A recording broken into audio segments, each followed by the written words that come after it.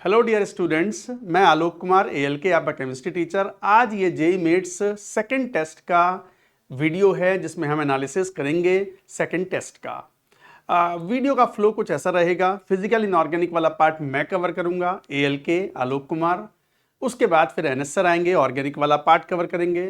There after Mohit Tyagi sir will come for mathematics and में ABJ sir जो हैं वो फिजिक्स वाला पार्ट लेंगे और साथ ही साथ आपको कट ऑफ भी बताएंगे कि 99 परसेंटाइल के लिए what is expected marks in this particular paper, 97 percentile के लिए कितना और 99.9 के लिए कितना।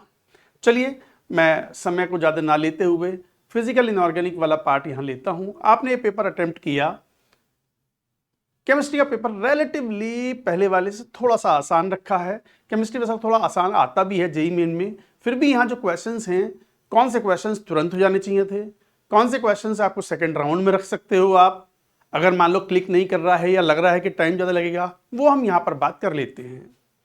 ये क्वेश्चन बिल्कुल आसान सवाल है। आइसो इलेक्ट्रॉनिक आयंस में रेडियस का जो ऑर्डर है Z/E से बच्चे बड़े आसानी से करते हैं, तो this is A easy question. बच्चों को 1 मिनट के अंदर 30 सेकंड के अंदर कर लेना चाहिए। अगेन एक आसान सवाल है, ये एक फैक्चुअल चीज है कि ऑक्सीजन फैमिली के अंदर सल्फर का जो इलेक्ट्रॉन गेन एंथैल्पी होता है वो मैक्सिमम होता है। ये बात पता होगी तो ये क्वेश्चन रिलेटिवली आसान होगा। अगर ये याद नहीं है फैक्चुअली तो फिर ये क्वेश्चन मुश्किल हो जाएगा। तो NCERT के डेटा में से ये क्वेश्चन लिया गया है, इजी क्वेश्चंस में ही काउंट होगा। अगेन केमिकल बॉन्डिंग में ये जो लुईस डॉट स्ट्रक्चर बनाते हैं उससे हम बॉन्ड ऑर्डर कैलकुलेट करते हैं and from there this question is also a easy question. ये प्लेन सा क्वेश्चन है कि भाई मॉलिक्यूल्स का रेशियो क्या होगा, मास को मोल्स में कन्वर्ट करना एंड देन मॉलिक्यूल्स में कन्वर्ट करना। एक इजी क्वेश्चन है, अगेन अनदर इजी क्वेश्चन। हाँ, ये क्वांटम नंबर्स के ऊपर सवाल है। क्वांटम नंबर्स की जो प्रॉपर्टीज हैं N, L, M और MS, उनकी प्रॉपर्टीज आपको पता होनी चाहिए। Again this can be consider as a moderate question, क्योंकि थोड़ा सा आपको देखना पड़ेगा कि क्या क्या प्रॉपर्टीज हैं। हाँ, ऐसे क्वेश्चंस में आपको पहले हाइब्रिडाइजेशन फाइंड आउट करना पड़ेगा। हाइब्रिडाइजेशन के अंदर परसेंटेज कैरेक्टर आपको कैलकुलेट करना पड़ेगा। तो आपको इनकी लुईस डॉट स्ट्रक्चर प्रॉपरली पता होनी चाहिए। I3- की स्ट्रक्चर पता नहीं होगी कि ये लीनियर है और sp3 डिहाइब्रिडाइजेशन है, तब तक ये क्वेश्चन आप नहीं कर पाएंगे। तो अगेन ऐसा कोई मुश्किल सवाल नहीं है, but I will say it is a moderate question because you should know the structure and the shape of the compounds. Again एक नॉर्मल सा क्वेश्चन है, जैसे कई बार बच्चों को शेप की बात की जाती है तो H3O+ है, एक लोन पेयर है तो पिरामिडल शेप हो जाएगी। ऐसी एसिटिलाइड आयन C2 2- एसिटिलीन का जो एसिटिलाइड आयन बनता है वो पता होने चाहिए and accordingly this is also a relatively easy question. हाँ, इस तरह क्वेश्चंस में केमिकल इक्विलिब्रियम में आपको रिएक्शन लिख करके जैसा कहा गया है वैसे परफॉर्म कराना होता है। Again I would say that ऐसा कोई मुश्किल बात नहीं है, but we can keep it in a moderate question because थोड़ी सी कैलकुलेशंस इन्वॉल्व रहेंगी। Another question Le Chatelier principle के ऊपर बिल्कुल प्लेन सा क्वेश्चन है कि भाई इक्विलिब्रियम कांस्टेंट किन बातों पर डिपेंड करता है, टेम्परेचर पर डिपेंड करता है for only for a given reaction. Again easy question. हाँ, ये एटॉमिक स्ट्रक्चर के अंदर जो बोहर मॉडल है उनके फॉर्मूलों में आपसे प्ले करवा रहे हैं। इस तरह क्वेश्चन तो फिजिक्स में भी आते हैं क्योंकि वहां भी बोहर मॉडल है। मॉडर्न फिजिक्स में बाद में आप पढ़ेंगे। तो अगेन फॉर्मूला स्पीड का और रेडियस का अप्लाई करना होता है। इजी क्वेश्चन पहले ही राउंड में करना चाहिए। आप सोच भी रहोगे सर इजी इजी दिए सारे क्वेश्चन। देखो, केमिस्ट्री के पेपर कई बार इजी आते हैं बट बीच बीच में टफ भी आएंगे। जैसे पहला वाला जेई मेट्स 1 जो था वो रिलेटिवली इससे थोड़ा सा हायर साइड सा हो सकता है, अगला वाला हायर आ जाए, हो सकता है वो मॉडरेट हो। तो ये सब परम्यूटेशन कॉम्बिनेशन हम बहुत सोच समझ के बनाते हैं पेपर में कि पेपर एक ओवरऑल बैलेंस्ड रहे और जेई मेन जैसे फील आपको प्रोवाइड करे। हाँ, आयनिक के अंदर प्रेसिपिटेशन होगा नहीं होगा, QIP KSP में रिलेशन में तो देखना पड़ेगा। हाँ, इसमें इंपॉर्टेंट बात है कि इक्वल वॉल्यूम्स मिला रहे हैं तो वॉल्यूम डबल होगा तो कंसेंट्रेशन आधी होंगी। That concept is very important और अक्सर बच्चे इसमें गलती करते हैं। तो आई वुड से this is A moderate question. हाँ, इसके अंदर HCl गैस मिला रहे हैं तो वॉल्यूम में कोई चेंज नहीं होगा। ये बात ध्यान में रखते हुए क्वेश्चन सॉल्व करेंगे तो मतलब इसको हम टफ में काउंट कर सकते हैं, क्योंकि पहले एक सॉल्ट बनेगा और सॉल्ट के हाइड्रोलिसिस का फॉर्मूला आपको अप्लाई करना होगा। अगेन केमिकल इक्विलिब्रियम क्वेश्चन है जिसके अंदर ये रिएक्शन दी हुई है। इस रिएक्शन में फाइनली ऐसा कह रहे हैं कि AgNO3 मिलाएंगे, तो अब बच्चों को ये पता होना चाहिए कि येलो PPT AgNO3 मिलाने पर I- के साथ रिएक्शन करने में मिलता है। तो only I- will react with Ag+ to form AgI। उससे क्लू मिलेगा and then you will have to solve the question. तो एडिशनल इंफॉर्मेशन इज नीडेड। वैसे कई बार बच्चों को याद होता है कि AgI की वजह से कलर येलो आया होगा, अगर नहीं याद होगा तो फिर फंसेंगे आप, फिर शायद क्वेश्चन में आप अटक जाएं। तो इसको आप टफ की कैटेगरी में रख सकते हो, बट फ्रैंकली स्पीकिंग इस पूरे पेपर में एज सच कोई टफ क्वेश्चंस थे नहीं। मॉडरेट क्वेश्चंस कह सकते हैं, बट ठीक है, टफ मॉडरेट में से कुछ ले सकते हो। Number of molecules having the bond order 2, मतलब आप molecular orbital theory, the most important part of the chemical bonding in JEE main, वहां से एक क्वेश्चन है, प्लेन क्वेश्चन है, अंडरस्टैंडिंग होगी तो बड़ी आसानी से हो जाएगा। Moderate question, pH of the 500 ml, हाँ बिल्कुल, आयनिक से डरते हैं बच्चे ना। मोस्ट ऑफ द टाइम आयनिक का क्वेश्चन आसान आता है जेईई मेन में, PYQs आप देख भी लेना। तो ये भी एक आसान क्वेश्चन है आयनिक से। हाँ, ये क्वेश्चन, ऐसे क्वेश्चन बहुत ही फेमस हैं। मतलब आप अगर PYQs देखेंगे तो इस तरह क्वेश्चंस खूब मिलेंगे आपको। तो ये ऑर्गेनिक कंपाउंड को कंबशन कराने के बाद कार्बन हाइड्रोजन ऑक्सीजन में मासेस से प्ले करोगे, मोल्स फाइंड आउट करके, और फिर आप परसेंटेज आप फाइंड आउट करते हो। तो इसको हम टफ की कैटेगरी में डाल सकते हैं, but an important question every year in every paper in JEE main. तो ये था बच्चों analysis of physical and inorganic part, and now over to NS sir. अब ऑर्गेनिक केमिस्ट्री के क्वेश्चंस के एनालिसिस कर लेते हैं। क्वेश्चन नंबर 32 मॉडरेट लेवल का क्वेश्चन रखा है मैंने। एरोमेटिसिटी का क्वेश्चन है, कुछ एग्जांपल्स देखे हुए हैं, कुछ नए एग्जांपल्स भी हो सकते हैं, लेकिन इस जैसे एग्जांपल्स अगर आपने अच्छी तरह से किए हुए हैं तो ये क्वेश्चन किया जा सकता है। क्वेश्चन नंबर 34 में हाइब्रिडाइजेशन का क्वेश्चन है। कार्बन का हाइब्रिडाइजेशन तो बहुत आसान होता है, आसान कैटेगरी का क्वेश्चन रखा है मैंने ये। क्वेश्चन नंबर 35 भी नॉमेनक्लेचर की केवल नंबरिंग के रूल पता हो तो भी ऑप्शन देख के ये क्वेश्चन हो रहा है, इजी क्वेश्चन है। नेक्स्ट क्वेश्चन नंबर 36 में टेस्ट ऑफ फंक्शन ग्रुप के टेस्ट हैं। ये टेस्ट अगर याद हैं तो ये क्वेश्चन आसानी से हो जाएगा। क्वेश्चन नंबर 37 मॉडरेट लेवल का क्वेश्चन है। इसमें भी फंक्शन ग्रुप के टेस्ट हैं और कुछ रिएक्शंस हैं, उन दोनों का मिलाकर ये क्वेश्चन पूछा गया है, और यहाँ FeCl3 के टेस्ट से हिंट मिल जाता है, तो वो क्वेश्चन ये जो है वो मॉडरेट लेवल का क्वेश्चन है। क्वेश्चन नंबर 38 इजी क्वेश्चन है। RF वैल्यू का सीधा सीधा फॉर्मूला है, वो फॉर्मूला आप रखें यहां पर, आंसर आ जाएगा।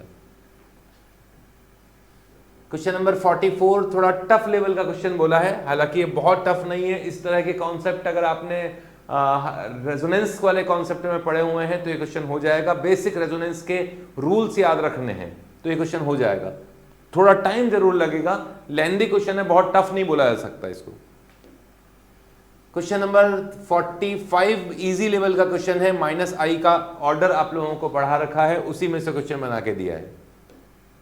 क्वेश्चन नंबर 47 मॉडरेट लेवल का क्वेश्चन है। मॉलिक्यूलर फार्मूला गिवन है, उसके बेसिस पर स्ट्रक्चर्स बना के देखनी है। इस तरह के क्वेश्चंस की प्रैक्टिस अगर आप अच्छी तरह से कर लेते हैं तो ये क्वेश्चन आपके लिए आसान हो सकता है। हेलो बच्चों, जेईई मेट्स में मैथमेटिक्स के एनालिसिस में सबसे पहले तो ये देख लेते हैं कि हर चैप्टर में से कितने कितने क्वेश्चन आए थे, कौन कौन सा क्वेश्चन था। तो जैसा हमने बोला था कि क्यूमुलेटिव सिलेबस से ही क्वेश्चंस आएंगे, बट जो करंट टॉपिक होगा, जो इस बार इंक्लूड होगा करंट वाले टेस्ट में, जो सिलेबस एक्स्ट्रा इंक्लूड होगा, वहाँ से क्वेश्चन ज़्यादा आएंगे। तो वही यहाँ पे दिखाई दे रहा है कि जो करंट टॉपिक्स हैं वहाँ से नंबर ऑफ क्वेश्चन ज़्यादा हैं, बट पहले वालों को भी हमने इंक्लूड किया है ताकि बच्चे का साथ में रिवीजन हो सके। तो आई होप ये तुमने खुद ही आइडेंटिफाई कर लिया होगा, फिर भी जो आइडेंटिफाई नहीं कर पाए उनके लिए ये है। अब वापस अपने एनालिसिस पे चलते हैं, इजी, मॉडरेट और टफ कैसे क्वेश्चन थे और राउंड 1 और राउंड 2 में कैसे करना चाहिए। तो first question was moderate question, और इसमें बेसिकली मॉडरेट इसलिए बोला है क्योंकि अगर हम केवल नंबर ऑफ आर का जब नंबर ऑफ एलिमेंट्स लिखाएंगे तो उसी में काफ़ी ज़्यादा एलिमेंट आ जाएंगे। तो आगे की जो कैलकुलेशन है एन और पी की वो काफ़ी इजी हो जाएगी, बट आर का जो कैलकुलेशन करने के लिए हम लिखेंगे तो उसमें टाइम लगेगा, इसलिए मैंने इसको राउंड 2 में लगाया। मतलब ये इजी टू मॉडरेट है। अब इजी टू मॉडरेट इसलिए है क्योंकि अगर किसी को ये लैंग्वेज पढ़ना आता है तो उसके लिए इजी है। जो पहली बार देख रहा होगा, जिसने ऐसे क्वेश्चन नहीं किए होंगे, उसके लिए मॉडरेट टाइप क्वेश्चन होगा। कैलकुलेशन ज़्यादा होगा, इसलिए राउंड 2 में हो गया। Second question of course I will say it is a tough की कैटेगरी में और राउंड 2 में जाएगा। Third question is easy one. उसने बोला है कि सेटिस्फाइंग दिस। अच्छा, टेन और कॉट एक साथ देख के और राइट हैंड साइड पे दो वेरिएबल हैं एक ही इक्वेशन के अंदर, तो तुरंत क्लिक कर जाना चाहिए कि बाउंड्री पे सॉल्व हो रहा होगा। तो अगर ये क्लिक कर गया तो हम राउंड 1 में ही इसको कर सकते हैं कि ये बाउंड्री पे सॉल्व हो रहा होगा, एक तरफ की मैक्सिमम मिनिमम वैल्यू दूसरी तरफ की मिनिमम और मैक्सिमम वैल्यू के बराबर होगा रिस्पेक्टिवली। तो वो वाली चीज़ लगाएंगे तो कैलकुलेशन भी ज़्यादा नहीं है, बड़ी जल्दी इसमें आंसर आ जाएगा।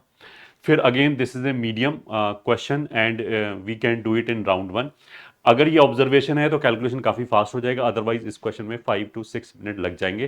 तो राउंड 1 में हम इसको दे सकते हैं। इसमें सोचने वाला कुछ नहीं है, सीधे सीधे जो टर्म लिखेंगे वो एपी जैसे ही टर्म लिखे जाएंगे तो जल्दी हो जाएगा। नेक्स्ट जो 6th क्वेश्चन है वो मीडियम है एंड अगेन राउंड 1 में इसमें थोड़ा सा कैलकुलेशन होगा, तो इसमें भी 5-7 मिनट लग जाएंगे। तो अगर हमने कैलकुलेशन की प्रैक्टिस की है तो राउंड 1 में ये जल्दी हो जाएगा, अदरवाइज राउंड 2 के लिए भी छोड़ सकते हैं। 7th क्वेश्चन जो है that is a tough question. Question की जो लैंग्वेज है उसी से काफ़ी बच्चे डर जाएंगे, बट अगर एक बार किसी ने थोड़ा सा काम माइंड के साथ इसको पढ़ा तो उसे काफ़ी कुछ समझ में आएगा कि कैसे सॉल्व होगा। बट जैसे पहले वाले राउंड में हमें क्वेश्चनों से पंगा लेना नहीं चाहिए, जो भी क्वेश्चन थोड़ा सा टेंशन दे उसको तुरंत छोड़ते हुए आगे बढ़ जाना चाहिए, तो इसलिए I will put it in round 2। Next question जो है दैट इज अगेन टफ की कैटेगरी में आएगा, क्योंकि x raise to power y और y raise to power x थोड़ा डरावना सा है, और राउंड 2 में हम इसको रखेंगे क्योंकि इसमें चीज़ों को समझने में थोड़ा सा दिमाग लगाना पड़ेगा। Next is again this is tough की कैटेगरी में आएगा। मैंने टफ की कैटेगरी में रखा है, वैसे ये मीडियम टाइप क्वेश्चन है, क्योंकि 1 + cos 2 थीटा और sin 2 थीटा को अगर हम सिंप्लीफाई करेंगे तो एक कटपिट के काफ़ी छोटा सा एक्सप्रेशन आ जाएगा, फिर ये उसके बाद कैलकुलेट कर सकते हैं। बट बहुत सारे बच्चे इसके फेस से डर सकते हैं, तो हम इसको टफ की कैटेगरी में रखते हैं। नेक्स्ट वाला जो क्वेश्चन है ये काफ़ी इजी क्वेश्चन है, क्योंकि उसने बोला कि एन टर्म्स है ज्योमेट्रिक प्रोग्रेशन के, यहाँ पे उसने इवन वालों का सम लिखा है या ऑड वालों का सम लिखा है, तो इवन टर्म और ऑड टर्म निकालेंगे तो वो भी जीपी में आएगा, कॉमन रेशियो बस आर की बजाय r² हो जाएगा। तो प्रीटी स्ट्रेट फॉरवर्ड कैलकुलेशंस हैं, जल्दी आंसर आ जाएगा, पहले राउंड में ही करना चाहिए हमें। Next question is medium type का क्वेश्चन है। अब इसमें देखो ये राउंड 1 में या राउंड 2 में करना चाहिए, वो इस बात पर डिपेंड करता है कि अगर हम ये वाली चीज़ आइडेंटिफाई कर लें कि सारे नंबरों में कुछ जोड़ दें या फिर उससे कोई वेरिएंस पे फर्क नहीं पड़ता है, बट अगर सारे नंबरों में मैं एक नंबर से मल्टीप्लाई कर दूं, मान लिया 4 से, तो जो वेरिएंस है वो 16 टाइम्स हो जाएगा। ये वाली चीज़ अगर मेरे को क्लिक कर गई तो ये दोनों जगह सेम ही नंबर अंदर बनाए जा सकते हैं और जो भी फैक्टर है उसको बाहर निकाल सकते हो, तो ये बहुत जल्दी सॉल्व हो जाएगा, विद इन 2 मिनट सॉल्व हो जाएगा। अगर ये चीज़ हमें पहले से क्लिक करेगी, नहीं क्लिक किया और अगर हम इसको बिल्कुल बेसिक मेथड से पूरा कैलकुलेशन वाले मेथड से जाना चाहें तो फिर इसमें टाइम लगेगा, तो फिर हम राउंड 2 के लिए छोड़ सकते हैं। Next question is of course is on the face of it, काफ़ी बच्चे डर जाएंगे इसको देख के। ग्रेटेस्ट इंटीजर ऑफ एक्स में जो डोमेन है उसको ब्रेक करना पड़ेगा, जो भी डोमेन इसने 1 से 4 तक दे रखा है, तो 2 और 3 पे ब्रेक करना पड़ेगा। तो फर्स्ट राउंड के लिए छोड़ सकते हैं, राउंड 2 में आ सकते हैं। Next question is easy question है, और राउंड 2 में इसलिए बोला है कि 4 नंबर हैं, फिर वैसे तो एपी में है तो 2 वेरिएबल और 2 अननोन है, सॉरी 2 अननोन है तो 2 इक्वेशन दे रखा है कि प्रोडक्ट दे रखा है और इसने सम दे रखा है, तो 2 इक्वेशन बनेगा, वहां से ए और डी आ जाएगा। तो राउंड 1 में भी रख सकते हैं, जिसका कैलकुलेशन अच्छा है वो तो राउंड 1 में ही कर लेगा, अदरवाइज राउंड 2 के लिए छोड़ सकते हैं। Next question is medium. अच्छा, ये काफ़ी कॉमन सा क्वेश्चन है, तो जिस बच्चे ने पढ़ रखा होगा उसको तुरंत समझ में आएगा। एक्स की जगह कुछ रखेंगे तो ये अल्टीमेटली पीरियोडिक प्रूव हो जाएगा, उससे ज़्यादा कुछ भी प्रूव नहीं होगा। तो अगर ये वाली चीज़ क्लिक कर जाए तो वो बच्चा तो ऐसे क्लियर कट बता सकता है कि एफ के बारे में अगर कोई इन्फॉर्मेशन ही नहीं है तो ये सारे टर्म बराबर ही होना चाहिए, ये ठीक है। तो ऐसे ही आंसर हम बता सकते हैं कि क्या आएगा, इसका 1 आ जाएगा। तो ये क्लिक कर जाए तो राउंड 1, बट अगर कोई पहली बार देख रहा है या किसी को याद नहीं आ रहा है तो फिर definitely round 2। Next question is calculation ज़्यादा है, मीडियम कैलकुलेशन की वजह से बोला है, अदरवाइज तो एंगल दे रखे हैं तो cos α + 2 बीटा को ओपन करके वैल्यू कैलकुलेट कर सकते हैं। कैलकुलेशन थोड़ा सा होगा, इसलिए राउंड 2 के लिए हमने रखा है। नेक्स्ट क्वेश्चन इज कि f2fx + f(1/x) = 4x, तो होपफुली सबको ऐसे क्वेश्चन करने का एक्सपोजर होगा। बड़ा ही सिंपल, x की 1/x रखो, f(1/x) को एलिमिनेट कर दो तो एफ एक्स की डेफिनेशन आ जाएगी। फिर जो भी ये बोल रहा है कि एफ एक्स और एफ ऑफ माइनस एक्स, उससे भी सिंपल सा इक्वेशन बनेगा। कैलकुलेशन ज़्यादा है ही नहीं, तो राउंड वन में ये with in I will say के 3 to 4 मिनट निपटाया जा सकता है। तो अच्छा क्वेश्चन है। नेक्स्ट, अगेन ये मीडियम क्वेश्चन बोला है, अदरवाइज टेन इनवर्स की सीरीज है, और अगर टेन इनवर्स की सीरीज का जो सम है वो डिफरेंस मेथड से ही होता है। तो अगर ये बात हमने पहले से पढ़ रखी है तो डेफिनेटली राउंड वन में कर सकते हैं, and then it will fall into easy category, क्योंकि जो टर्म है वो भी बड़े आराम से स्प्लिट हो जाएंगे। ये ठीक है, इसमें भी कोई खास दिमाग नहीं लगाना पड़ेगा, तो इसको तो हम इजी टू मॉडरेट की कैटेगरी में रखेंगे। अगर ऐसे क्वेश्चन का बिल्कुल एक्सपोजर नहीं है तो डेफिनेटली राउंड टू में, अगर मेरे को सोचना पड़ रहा है तो सोचने में तो टाइम लगेगा, फिर तो ये राउंड टू में जाना चाहिए। तीसरा क्वेश्चन ये ज्योमेट्रिक प्रोग्रेशन दे रखा है, फिर उसने बोला कि वैल्यू ऑफ दिस प्रोडक्ट, तो ये भी सीधा सीधा कैलकुलेशन है, कोई भी इसमें दिक्कत नहीं आएगी कि जब हम ये वाला जो प्रोडक्ट निकालेंगे तो प्रोडक्ट में पावर जुड़ जाएगा बस। तो कैलकुलेशन भी काफ़ी क्लीन सी आएगी, ज़्यादा डरावनी कैलकुलेशन नहीं आएगी। तो आई will put it in round one. Next question is increasing AP है। अब दो इन्फॉर्मेशन उसने दे रखा है, इन दोनों को यूज़ करेंगे तो दो अननोन, दो इक्वेशन सॉल्व कर लो, ए और डी आ जाएगा। तो राउंड वन में करना चाहिए, और इजी की कैटेगरी में रखा गया है, कुछ ट्विस्ट नहीं है इसमें। नेक्स्ट क्वेश्चन में क्या है कि ये इजी की कैटेगरी में रखा गया है, जो ग्रेटेस्ट इंटीजर ऑफ एक्स है वो इंटीजर होगा, तो पाई टाइम्स दिस, ये जीरो लिखा हुआ है बेसिकली। तो अगर ये क्लिक कर जाए तो मेरे को तो पेन उठाने की भी जरूरत नहीं पड़ेगी, ये राउंड वन में हो जाएगा, और इजी कैटेगरी में तो है ही। अगर ये क्लिक ना करे तो हो सकता है कि जब हमारा पेपर में डुएबल क्वेश्चंस हो जाएं उसके बाद ये क्लिक कर जाए, जब हम इस पर सोचना चालू करेंगे काम माइंड से, तो फिर ये राउंड टू में जाएगा। Next question is pretty straight forward question, सारी बुक्स में ऐसा क्वेश्चन मिल जाएगा, तो हम इसको इजी की कैटेगरी में रखेंगे कि ये एस एन दे रखा है, एस एन में से एस एन माइनस वन निकालो तो टी एन आ जाएगा, फिर उसका रेसिप्रोकल ले लो और वो वी एन मेथड से ब्रेक हो जाएगा। जो एक्सप्रेशन है वो स्ट्रेट फॉरवर्ड आएंगे, कैलकुलेशन मैसी नहीं आएगी, क्लीन सी कैलकुलेशन आएगी। तो राउंड वन में ही करना चाहिए। अगर किसी को बिल्कुल ही एक्सपोजर नहीं है तो डेफिनेटली उसके लिए फिर ये टफ हो जाएगा, अदरवाइज हर बुक में ये मिल जाएगा, मतलब लेवल वन का ही क्वेश्चन है। Next is highest positive integral value of lambda for with this. तो ये तो देखो, अगर ग्राफ से अगर कोई बच्चा कंफर्टेबल, तो मैं इसको इजी और राउंड वन में रखेंगे। अगर ये सोचना पड़ रहा है कि हम इतने पार्ट का अलग ग्राफ बना सकते हैं, उसको राइट हैंड साइड पे भेजो, और ट्रांसफॉर्मेशन भी आना चाहिए। तो जिसको ट्रांसफॉर्मेशन ढंग से आता है ग्राफ्स के साथ, मतलब ज़्यादा दिक्कत नहीं है, तो वो राउंड वन में और ईजी आएगा। अदरवाइज मैंने सारी जनता को ध्यान में रखते हुए मीडियम में रखा है, अगर हमें सोचना पड़ रहा है तो राउंड टू में जाना चाहिए। Third question is again straight forward कि अल्फा और बीटा अगर इसके रूट हैं तो अल्फा और बीटा के किसी भी पॉलिनोमियल को हम लीनियर में कन्वर्ट कर सकते हैं। ये वाली अगर फैक्ट पता है तो इसमें थोड़ा सा कैलकुलेशन होगा, क्योंकि इसको रिड्यूस करना पड़ेगा, डिवाइड करके पॉलिनोमियल डिवीजन आएगा, इसलिए राउंड टू रखा है कैलकुलेशन की वजह से, और कैलकुलेशन की वजह से ये मीडियन बोला गया। ठीक है, these are 100 observation and sigma excise this और मॉड दिस। तो इसको क्वेश्चन का स्ट्रक्चर देख के बहुत सारे बच्चे डर जाएंगे, तो इसलिए टफ की कैटेगरी में रखा है, राउंड टू में जाना चाहिए।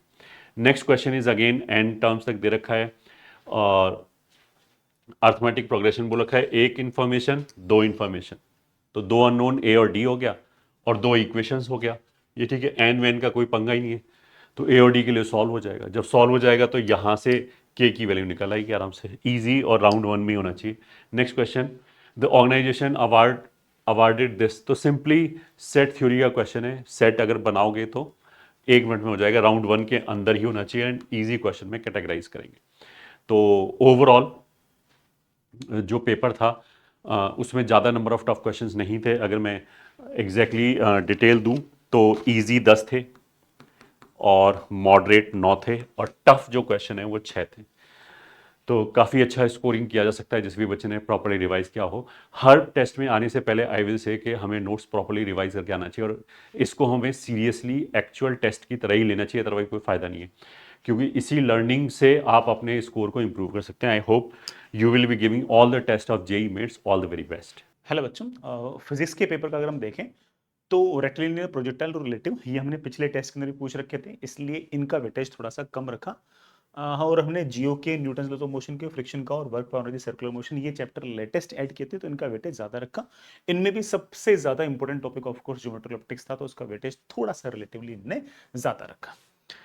सबसे पहले सवाल की अगर बात करें तो यार ना, अगेन इंक्लाइंड प्लेन पर मैक्सिमम रेंज का अगर फॉर्मूला याद है तो फटाक से सवाल कर लेना चाहिए। अगर आपको ये फॉर्मूला याद नहीं है कि डाउन द इंक्लाइन में मैक्सिमम रेंज होती है u square upon g one plus sine theta, sorry down the incline में होती है u square upon g one minus sine theta, और अप द इंक्लाइन में मैक्सिमम रेंज होती है u square upon g one plus sine theta. अगर आपको ये फॉर्मूला अगर याद है तो ये वाला सवाल करना चाहिए। फॉर्मूला अगर याद नहीं है तो डेरिवेशन वगैरह बाद में बिल्कुल लास्ट में करनी चाहिए, फिर राउंड 2 में जाना चाहिए।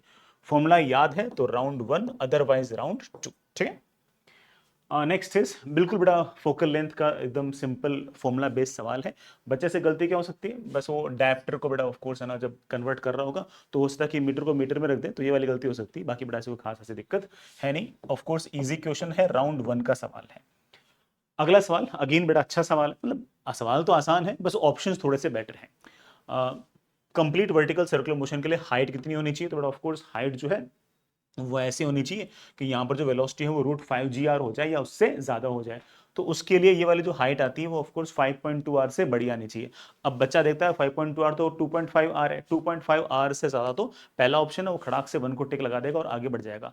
तो इसमें जो बच्चा थोड़ा सा केयरलेस होगा उससे गलती हो जाएगी कि जो 2.75 है ये भी तो 2.5 से बड़ा है। तो ऐसे केस में थोड़ा सा जो बच्चा अवेक रहेगा वो देखेगा कि एक ऑप्शन फोर्थ वाला भी है जो A एंड B है, तो उस केस में ऑफ कोर्स बड़ा 1 आंसर नहीं होगा, आंसर 4 होगा। तो थोड़ा सा ये चेक करने के लिए कि कौन से वाले बच्चे की कंसंट्रेशन थोड़ी सी बेटर है, इसलिए बेटा वाला सवाल पूछा। ठीक है, ऑप्शंस थोड़े से बेटर थे। ठीक है, नेक्स्ट है बड़ा सिंपल सवाल है, ऑफ कोर्स ये राउंड 1 का सवाल है, ये बिल्कुल 30 सेकंड के अंदर सवाल होने वाला है।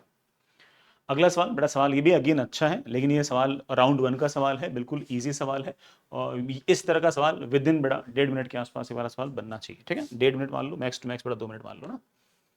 अगेन थोड़ा सा इजियर काइंड ऑफ सवाल, इसमें कुछ खास बड़ा ऐसी बात है नहीं। हाँ, थोड़ा टाइम जरूर लग सकता है सवाल करने के लिए, मैं इसे मॉडरेट है मानूंगा, लेकिन ये जो सवाल है बड़ा आप मान के चलो कि राउंड 1 का ही क्वेश्चन है। इक्वेशन ऑफ ट्रेजेक्टरी में सिर्फ और सिर्फ पार्टिकल की पोजीशन लिखनी है, x coordinate as a function of time, y coordinate as a function of time. Time को हटाते ही एक्स और वाई के बीच में रिलेशन आ जाएगा, वो इक्वेशन ऑफ ट्रेजेक्टरी दे देगा एक पार्टिकल की दूसरे पार्टिकल के रेस्पेक्ट में। तो ईजी सवाल, कॉन्सेप्चुअल। अगेन बड़ा बिल्कुल कॉन्सेप्चुअल सवाल, ये सवाल करने में बड़ा बड़ी मुश्किल से, सवाल पढ़ने में लेट से कि किसी बच्चे को 30 सेकंड लग गए तो सवाल करने में उसको 40 सेकंड के आसपास का ही समय लगना चाहिए, उससे ज्यादा समय नहीं लगना चाहिए। राउंड 1 का सवाल है। अगला वाला सवाल, ये बड़ा सवाल थोड़ा सा अच्छा है, लेकिन ऑप्शंस थोड़े से इस तरह से कि जो इसका टफ वाला पोर्शन है ना वो करने की जरूरत नहीं पड़ेगी, है ना। अगर मान लो कि ना मेजर्ड मास कितना होगा, कोई बच्चा अगर ये निकालना चाहेगा ना तो उसको समय लगेगा, लेकिन जो एक्सेलरेशन इन दोनों का होगा वो एक्सेलरेशन बच्चा बड़ी आसानी से निकाल लेगा, और वो भी राइट ऑप्शन है। अब ऑफ कोर्स सवाल तो सिंगल चॉइस क्वेश्चन है, तो इस केस में जब आपका ये वाला आंसर आ जाएगा तो मेजर्ड वाला जो मामला है, जो टफ वाला मामला है, वो सोल्व करने की जरूरत ही नहीं है। तो ऐसे केस में मैं कहूंगा कि ये सवाल जो ना वैसे तो थोड़ा टफ था, अगर यही वाला सवाल अगर मान लो कि एडवांस के अंदर मोर देन करेक्ट क्वेश्चन देते तो सवाल वुड हैव बीन बेटर, लेकिन ऑप्शंस इस तरह से बने हुए हैं कि ये बड़े आराम से आसानी से सवाल बन जाएगा, खास ऐसी दिक्कत नहीं आएगी, क्योंकि एक्सेलरेशन वाला जो आंसर है ना वो सही है। तो अगेन जो मेजर्ड वैल्यू वाली जो चीज है वो सोल्व करने की जरूरत ही नहीं है ना। अगेन बेटा फॉर्मूला बेस्ड सवाल, ये सवाल बेटा अगेन लगभग 30 सेकंड 40 सेकंड के आसपास बनना चाहिए, राउंड 1 के अंदर बड़ा वाला सवाल निपट जाना चाहिए। सवाल बेटा अगेन अच्छा है, जिन बच्चों को बेटा 2 ब्लॉक प्रॉब्लम समझ में आती है उनसे वाला सवाल ओरली बनना चाहिए, और जो बच्चे 2 ब्लॉक प्रॉब्लम के अंदर बिल्कुल एकदम प्रो हैं उनसे ये वाला सवाल ओरली विद इन 40 सेकंड ये वाला सवाल बनना चाहिए। जिन बच्चों को 2 ब्लॉक प्रॉब्लम में इशू आता हूं बेटा वो एक बार इस सवाल को छोड़ के राउंड 2 की तरफ उनको शिफ्ट होना चाहिए। सवाल देखते पता लगता है कि राउंड 2 ब्लॉक प्रॉब्लम का सवाल है। 2 ब्लॉक प्रॉब्लम अगर कंफर्टेबल है तो ओरली हो जाएगा, अगर कंफर्टेबल नहीं है तो उस केस में राउंड 2 में ही ये वाला सवाल ट्राई करना चाहिए। नेक्स्ट इज बड़ा बिल्कुल आसान सवाल, स्ट्रिंग कंस्टेंट का सिंपल सा सवाल, sigma of t dot v से अगेन बड़ा एक लाइन में हो जाएगा। कोई बड़ा अगर बेसिक अगर स्ट्रिंग कंस्टेंट से करेगा तो उसको हल्का फुल्का टाइम लग जाएगा। अगेन राउंड 1 का सवाल है, विद इन 1 मिनट ये वाला सवाल बनना चाहिए। सवाल बेटा वैसे है तो आसान, लेकिन समय लगेगा क्योंकि मल्टीपल रिफ्लेक्शन का सवाल है, और मल्टीपल रिफ्लेक्शन के बाद भी मैग्निफिकेशन पूछा है, तो पहली बार में मैग्निफिकेशन मल्टीप्लाई दूसरी बार का जो मैग्निफिकेशन है m1 इंटू m2 करना पड़ेगा, और ऑफ कोर्स पहली बार जो मैग्निफिकेशन है उसमें जो इमेज बनेगी वो अगले के लिए ऑब्जेक्ट की तरह काम करेगी। तो अगेन पहले वाले सवाल के लिए तो ऑफ कोर्स बड़ा हमें इमेज कहां बनती है ये भी पता करना पड़ेगा, तो it will take time, and if will take time. तो ऐसे केस में कहूंगा कि इस तरह के सवाल को अगर कोई बच्चा अगर राउंड 2 में करना चाहे तो कोई दिक्कत नहीं है। सवाल की लैंग्वेज देख के पता लग रहा है कि नेट मैग्निफिकेशन पूछ रहा है 2 रिफ्लेक्शन के बाद, तो यार बाद में कर लेंगे, तो ये राउंड 2 का सवाल है प्योरली। हालांकि बच्चे को पता है कि क्या करना है, उसके बावजूद राउंड 2 का सवाल है, क्योंकि तुमने देखा बाकी सवाल कितने आसान होने के सामने बड़ा, ऑफ कोर्स ये वाला सवाल थोड़ा सा टफर साइड का तो है। नेक्स्ट इज अगेन बेटा सवाल थोड़ा सा कॉन्सेप्चुअली अच्छा ही है। इस तरह से फोर्स लगाकर बेटा हम लोगों ने एक थ्योरी डेवलप कर रखी थी कि मिनिमम फोर्स कितना लगाएं कि जस्ट मूव कराएं, सिर्फ इसमें बड़ा फोर्स आपने ऐसे पुश टाइप लगा दिया। तो अगेन बिल्कुल थ्योरी टाइप का सवाल है, थोड़ा समय लग सकता है, लेकिन मेरे ख्याल से राउंड 1 में वाला सवाल बन सकता है। ठीक है, मीडियम टाइप का सवाल मान सकते हैं। अगेन बेटा ये वाला सवाल थोड़ा सा मतलब टफ भी मान सकते हो, हालांकि मैंने इसको मॉडरेट में काउंट किया है, क्योंकि मैंने मॉडरेट में इसलिए काउंट किया क्योंकि इस तरह का सवाल तुमने कर रखा है, ऑब्जेक्ट की वेलोसिटी इतनी है तो बताओ इमेज की वेलोसिटी कितनी है। बस इस केस में क्या है कि मिरर भी मूव कर रहा है, मिरर भी मूव कर रहा है, उस केस में इत्मीनान से अगर कोई बच्चा करता है तो आंसर आ जाता है। तो कोई बच्चा अगर मान लो कि है ना कह दे कि सर मैं तो मिरर जब मूव कर रहा हूं है ना, उस टाइम के सवाल मैंने कर नहीं रखे, मिरर फिक्स होगा तब ऑब्जेक्ट की वेलोसिटी दे रखी है और इमेज की वेलोसिटी पूछूं उसको सिर्फ वही वाला सवाल होगा, तो वो वाला बच्चा इस सवाल को राउंड 2 के लिए छोड़ दे कि मैं बाद में करूंगा इसको, एक बार तो मैं मूव करता हूं, मूव ऑन करता हूं। कोई बच्चा कह दे कि नहीं मुझे कोई खास दिक्कत नहीं है, इस तरह का सवाल मैंने पहले से निपटा रखा है, क्लास एग्जाम्पल में भी मिरर मूव करने के बाद भी है ना हमने सवाल कर रखे हैं, तो वो राउंड 1 में सवाल को बड़े आराम से निपटा सकता है। ये सवाल बेटा थोड़ा सा टफ इसलिए कि ग्राफ दे रखा है, ग्राफ के साथ साथ भी ग्राफ के अंदर भी बड़ा लैंग्वेज के अंदर काफी हद तक फंसा रखा है, क्योंकि इसमें के टर्म डिफाइन कर रखी है, के को भी μ1/μ2 कर रखा है, तो मैथमेटिकली सवाल थोड़ा सा बढ़िया है। और इसे सवाल में एक सवाल नहीं खूब सारे सवाल हैं, तो ऑफकोर्स बेटा टफ सवालों में से आएगा और इसे राउंड 2 में बोलूंगा। बल्कि अगर किसी बच्चे को पता लग जाना कि सवाल करना कैसे, तो पता लगने के बाद भी हो सकता है कि सवाल के अंदर आपको लगभग 3.5 या 4 मिनट के आसपास का समय लग जाए, तो वो 3.5 मिनट या 4 मिनट अगर लगाने है तो राउंड 1 में तो नहीं लगाओगे, सारा पेपर फिजिक्स केमिस्ट्री मैथ्स कर लोगे, जब राउंड 2 में आओगे तब ये वाला सवाल ऑफ कोर्स करोगे। सवाल की लैंग्वेज देख के पता लग जाता है कि तो राउंड 2 का ही सवाल है ना। और सारे सवाल बेटा ठीक है, जो ऑप्शंस देखोगे वो तो more than one correct question type लग रहे हैं, और बोल के रखा है कि रॉन्ग अल्टरनेटिव चूज करना है, तो ऐसे केस में ऑब्वियस बात है बेटा बहुत सारे सही होंगे, कोई एक गलत होगा, तो उसके लिए सारे ऑप्शन चेक करने पड़ेंगे। तो राउंड 2 का सवाल है, वो भी टाइम टेकिंग। अगेन बेटा सवाल थोड़ा मीडियम टाइप का सा है, और अगेन मेरे ख्याल से फिर भी ना राउंड 1 में सवाल बनना चाहिए। किसी बच्चे को अगर मोशन समझ में आता है तो फटाक से कर लेगा, कोई खास ऐसे दिक्कत नहीं आएगी। ठीक है, इस बेटा अगेन ये वाला पार्टिकल बेटा पहले तो यूं जाएगा यूं जाएगा यूं जाएगा, फिर रस्सी ऐसे हॉरिजॉन्टल हो जाएगी, फिर यहाँ पर कट हो जाएगा, थोड़ा पार्टिकल चलते चलते चलते कहने की वेलोसिटी 0 हो जाएगी। ये वाला डिस्टेंस ट्वेल्व पूछिए है ना, ये वाला डिस्टेंस प्लस ये वाला डिस्टेंस, तो ठीक है बेटा, मेरे ख्याल से फीलिंग आ जाती है कि क्या करना है ना, फीलिंग आती है तो बेटा ठीक है सवाल करना ही चाहिए। जो मैंने डायग्राम बनाया है वो बेटा तुम सवाल करते करते अगर सोच पा रहे हो तो सवाल कर लो, डायग्राम नहीं बने तो बेटा फिर उस केस में राउंड 2 के लिए छोड़ दो। नेक्स्ट इज बेटा सिंपल सा सवाल है बेटा, ठीक है, एयर के अंदर फोकल लेंथ इतनी है, ग्लास में फोकल लेंथ कितनी हो, सॉरी मीडियम चेंज करते बेटा फोकल लेंथ कितनी होगी, फोकल लेंथ का चेंज पूछे। अगेन मेरे ख्याल से राउंड 1 का बिल्कुल सिंपल फ्लैट साइज सवाल है, नथिंग टू वरीड अबाउट, बल्कि मेरे ख्याल से अगेन 1 मिनट के अंदर अंदर वाला सवाल बनना चाहिए। अगेन बेटा सवाल थोड़ा सा कन्वेंशनल टाइप का सा सवाल है, बट फिर भी कैलकुलेशन में थोड़ा बहुत किसी किसी बच्चे को समय लग सकता है। टीएआर का सवाल है, मैं मीडियम टाइप में बेटा इसको कंसिडर करूंगा, फिर भी मैं बोलूंगा कि राउंड 1 का ही सवाल है, कोई खास ऐसे पंगा इसके अंदर है नहीं। नेक्स्ट है बेटा वर्क डन है वेरिएबल फोर्स का, और वो भी एक non conservative type of force का बेटा वर्क डन है।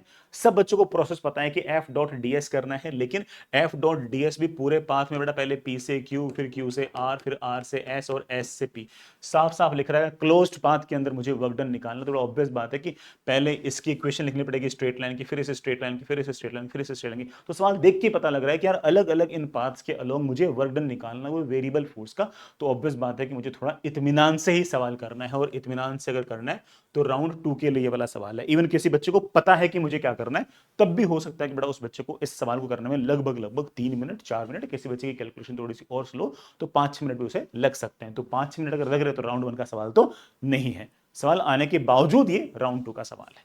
ठीक है, नेक्स्ट इज अगेन बेटा बहुत ही मतलब बढ़िया सवाल, अच्छा सवाल, लेकिन प्योरली राउंड 2 का सवाल है, टफ भी है, कॉन्सेप्चुअल इश्यूज भी है इसके अंदर, है ना। कोई बच्चा बिल्कुल अगर फ्लैट सोच रहा हो कि फटाक से कर दूंगा तो बेटा इसका आंसर 0 निकालेगा, एंड ऑफ कोर्स मैंने उसको पहला ऑप्शन बना रखा है कि जिससे उसका आंसर गलत है। ठीक है, तो कॉन्सेप्चुअल भी सवाल में इशू है और कैलकुलेशन भी ठीक ठाक है। तो अगेन राउंड 2 का सवाल है, राउंड 2 में ही करना चाहिए। सवाल की लैंग्वेज पढ़ते पता लग जाता है कि पंगा है तो बाद में करेंगे। ठीक है, नेक्स्ट है बिल्कुल बड़ा इजी सवाल, ये राउंड 1 का सवाल है, कई बच्चों को हो सकता है कि रिजल्ट भी याद हो इसका। ठीक, नेक्स्ट इज अगेन बेटा मेरे ख्याल से सवाल बिल्कुल आसान है, यहां से तक सिर्फ और सिर्फ टोटल मैकेनिकल एनर्जी कंजर्व करनी है, कोई खास बड़ा काम नहीं है। राउंड 1 का सवाल है, थोड़ा टाइम लग सकता है बट सवाल में कोई खास ऐसी बात है नहीं।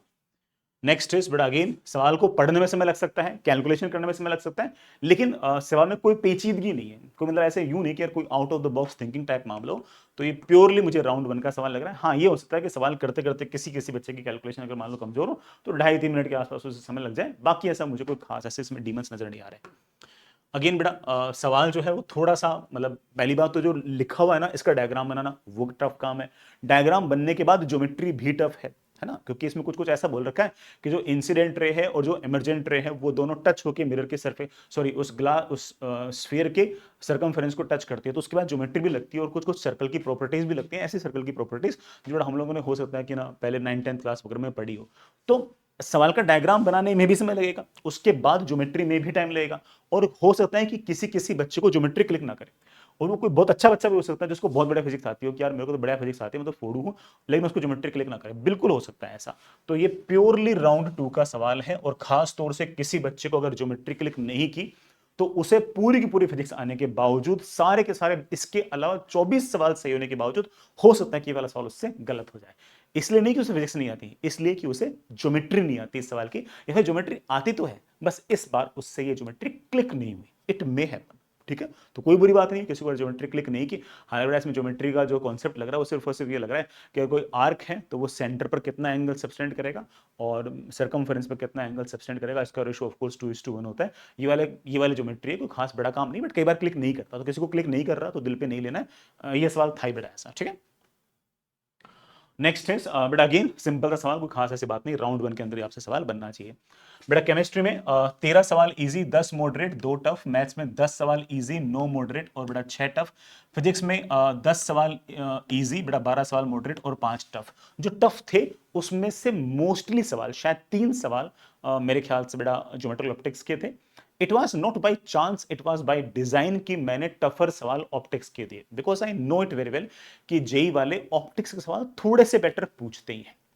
मैं फिर से बोल रहा हूं, it was by design, by chance बिल्कुल भी नहीं है। कुछ भी हमने इन पेपर के अंदर बाई चांस नहीं रखा है, हर चीज को सोच समझ के ही किया। इवन हमने ऑप्शंस तक इस तरीके से बनाए हैं कि बच्चे ऑप्शंस के अंदर फंसे, परेशान हो, वो त्रस्त हो, वो सवाल गलत करें। जो वो आज बच्चा सवाल गलत करेगा तभी तो आगे जाके वो बच्चा एक्चुअल एग्जाम के अंदर अच्छा कर पाएगा। तो we are very sure about that कि ना कि भाई हम तुम लोगों से जितनी गलती करवा सकें बेटा उतनी गलती तुम लोगों से अभी करवा, ठीक है। जो टोटल मार्क्स, अच्छा फिजिक्स में मैंने बोल दिया, मार्क्स अगर देखें तो 124 नंबर के सवाल जो ना वो आसान थे, 124 नंबर के। इसी तरह से 124 नंबर मीडियम टाइप के, और बड़ा 52 नंबर जो ऑफ कोर्स टफर साइड के आपके पास रहे होंगे। रफली मेरे को ऐसी फीलिंग है कि ना 97 परसेंटाइल जो है वो 145-150 नंबर के आसपास, मतलब आज के पेपर के अंदर कोई बच्चा अगर 150 नंबर लेके आ रहा है इसका मतलब वो 97 परसेंटाइल एक्चुअल एग्जाम में लाने के काबिल है। ऑल्दो मैं भी इस बात को मानता हूं कि ये बंदा चेंज भी तो होगा, है ना। कोई बंदा आज के दिन 97 पे खड़ा होगा, वो एक्चुअल वाले दिन 99.5 पे जाएगा। कोई बच्चा ऐसा भी होगा जो आज के दिन 99.5 पे होगा, वो उस दिन 97 पे जाएगा, ऐसा भी होगा। इस पेपर में किसी बच्चे के मान लो 188-190 के आसपास नंबर हैं तो वो आज के दिन 99 परसेंटाइल के आसपास, ऊपर के 1% लोगों के अंदर मेरे ख्याल से आता है। ऊपर के 0.1% लोगों के अंदर वो लोग आते हैं जिनका नंबर बेटा इस पेपर के अंदर 240 है। 240 का बेटा मतलब समझ गए होंगे कि टफ वाले सवाल भी सही क्यों होंगे और खूब सारे सही क्यों होंगे, क्योंकि ऑफ कोर्स इजी और मॉडरेट के अंदर उसने कई सवालों के अंदर उसने खूब सारी स्टुपिडिटी की भी होगी। तो चलिए मेरी तरफ से इतना ही है, एंड मैं फिर से इस बात को बोल दूं कि सारे के सारे जेईई मेट्स के टेस्ट बेटा आपको देने हैं, रिलीजियसली देने हैं। सारे के सारे पेपर आपको वापस से पूरे पूरे सॉल्व करने हैं। सॉल्व करने के बाद जो भी आपसे गलतियां हो उन गलतियों पर आपको काम करना है। जितनी मेहनत हम लोगों ने इन पेपर्स को बनाने में, सॉल्यूशंस को बनाने में, इवन ऑप्शंस तक को बनाने में हमने जो मेहनत की है उसका असली फल हमें तभी मिलेगा जब हमारे बच्चे उनको अच्छे तरीके से यूज कर पाएंगे। तो हमारी तरफ से बड़ा हमने सब कुछ कर रखा है, आप भी अपने हिस्से की जिम्मेदारियां निभाएं। चलिए अगली क्लास में मिलते हैं, अगले टेस्ट में मिलते हैं। All the best, bye.